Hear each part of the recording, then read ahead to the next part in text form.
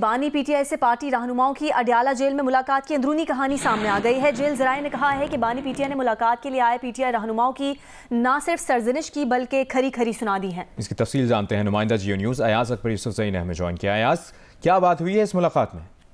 जी, जैसे कि आपको पता है कि इस आईनी तरमीम के हवाले से पाकिस्तान तहरीक इंसाफ का वफ्द जो है बानी पीटीआई से मुशावरत के लिए अडयाला जेल उन्होंने इजाजत मांगी थी, जो हुकूमत ने दी।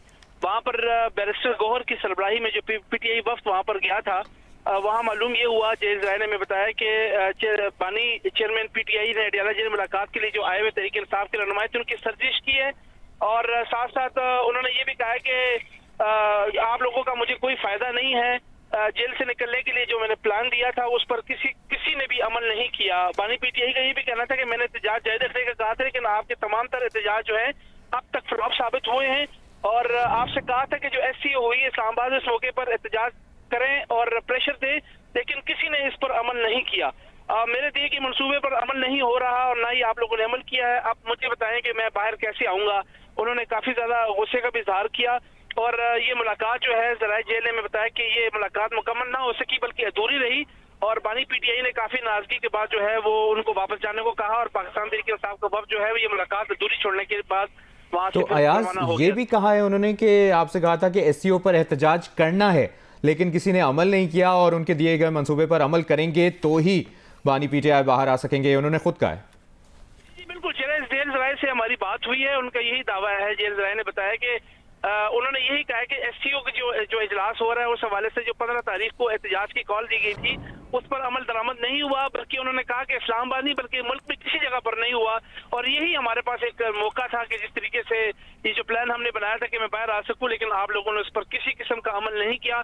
और काफी ज्यादा जेल ज़राए ने कहा कि बानी पीटीआई काफी उन्होंने गुस्से में भी थे और काफी उन्होंने नाराजगी का भी इजहार किया। और जितने भी आए वफ्द था वो भी कोई खातिर खा जवाब उन तमाम सवालों का नहीं दे सका, जहां पर बानी पीटीआई ने उनसे सवालात किए, उनसे पूछा कि भाई जो हमने प्लानिंग की थी, जो आपको बताया गया था उस पर अमल दरामद क्यों नहीं हो रहा, ना आपसे एहतजाज होता है, ना मेरे दिए गए प्लान पर आप लोग अमल कर सकते हैं। तो उन्होंने कहा फिर आप यहाँ आने का क्या फायदा है।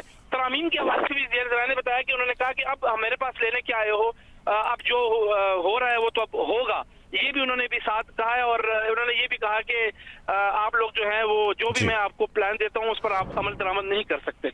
जी ठीक है, अयाज अकबर यूसुफजई हमें तफसील बता रहे थे। बानी पीटीआई से पार्टी रहनुमाओं की अडयाला जेल में मुलाकात की अंदरूनी कहानी सामने आ गई है। जेल ज़राए ने कहा है कि बानी पीटीआई ने मुलाकात के लिए आए पीटीआई रहनुमाओं की न सिर्फ सरजनिश की बल्कि उन्हें खरी खरी सुनाई। आईनी तरमीम मंजूर कराने के लिए हुकूमत और इत्तेहादियों की सरतोड़ कोशिशें जारी हैं। आईनी तरमीम की मंजूरी के लिए वफाकी काबीना के आज होने वाले इजलास का वक्त तीसरी बार तब्दील कर दिया गया है। काबीना इजलास के लिए पहले सुबह 9 बजे, फिर दिन 12 बजे और उसके बाद दोपहर 2 बजे का वक्त मुकर्रर किया गया था।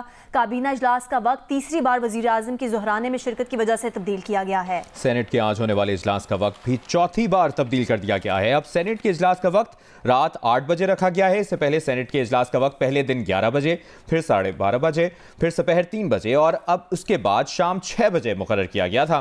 कौमी असम्बली के इजलास का वक्त भी तीसरी बार तब्दील कर दिया गया। अब कौमी असम्बली का इजलास रात 9:30 बजे होगा। इससे पहले कौमी असम्बली का इजलास का वक्त दोपहर 3 बजे से बदलकर शाम 7 बजे किया गया था। चेयरमैन पीपल्स पार्टी बिलावल भुट्टो जरदारी ने कहा है कि पीपल्स पार्टी और JUI का आईनी तरमीम पर 100% इत्तफाक हो चुका है।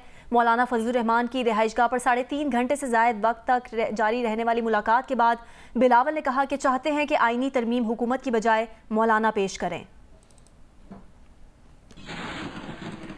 पाकिस्तान पीपल्स पार्टी और JUI की 100% इत्तफाक। मेरा ख्वाहिश ये है कि मौलाना फजलुर रहमान साहब हमारा आपस का तयशुदा अग्रीड कंसेंसस जुडिशल रिफॉर्म्स की बाकायदा पार्लियामान में पेश करे। जो ड्राफ्ट में चाह रहा हूँ कि मौलाना साहब खुद पेश करे, वो ड्राफ्ट मौलाना साहब ने खुद लिखा है। मैं उम्मीद करता हूँ कि मौलाना फजलुर रहमान साहब PTI को भी इस बात पे कायल कर सकता है कि जो हुकूमत के ड्राफ्ट है तो चले हुकूमत के ड्राफ्ट को तो वोट ना दो, मगर मौलाना फजलुर रहमान साहब के ड्राफ्ट जिसमें आपका एक एतराज़ भी मौजूद नहीं है, तो आप अब साबित करे कि आप सियासी जमात हो, कोई सोशल मीडिया का लश्कर नहीं। हमसे जो हो सका था मुमकिन सियासी तौर पे वो हमने अब कर लिया है। अब ओनस PTI पे है कि अगर आप संजीदा हो, सियासत में संजीदा हो। तरीके इंसाफ तो नाम आपका है, मेरा नहीं। जुडिशल रिफॉर्म्स आपको लाना चाहिए था, बिल आपको पेश करना चाहिए था। आज तक एक पॉइंट इन्होंने सामने नहीं लेकर आए। 2 महीने के लिए मैं इंतज़ार कर रहा हूँ। 2 महीने के लिए क्यों इंतज़ार कर रहा हूँ? हुकूमत तो 2 महीने से मुझे कह रहे हैं, ताना मार रहे हैं तकरीबन कि वो तो हमारे पूरे हैं, आप हमें देर कर रहे हैं।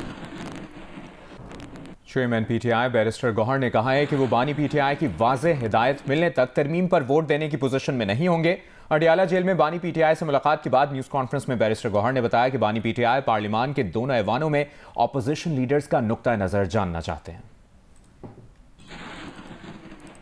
कोई भी हुकूमत के पास 2/3 मेजॉरिटी नहीं होती कवानीन मंजूर कराने के लिए और आईनी तरमीम करने के लिए। हुकूमत कोशिश करती है कि कंसेंसस डेवलप करे, हर बंदी की बात सुने और फिर एक नतीजे पे पहुंच के आगे तरामीम करे। ये पार्लियामान का इस्तेकाक है। लेकिन हम ये ज़रूर कहते हैं कि जिस तरीके से कर रहे हैं ये इट्सेल्फ गैर आईनी है तरीक़ेकार है। और अगर हुकूमत ने हमारी मुशावरत के कंप्लीट होने से किया तो हम फिर हुकूमत का साथ, हम मौलाना साहब को हमने वाज़े तौर पर किया है कि जब तक खान साहब की फ़ाइनल हिदायत हमारे पास नहीं आती हम इस पोजीशन में नहीं होंगे कि हम इस पर वोट कर सके। खान साहब ने 4 नाम बताए हैं।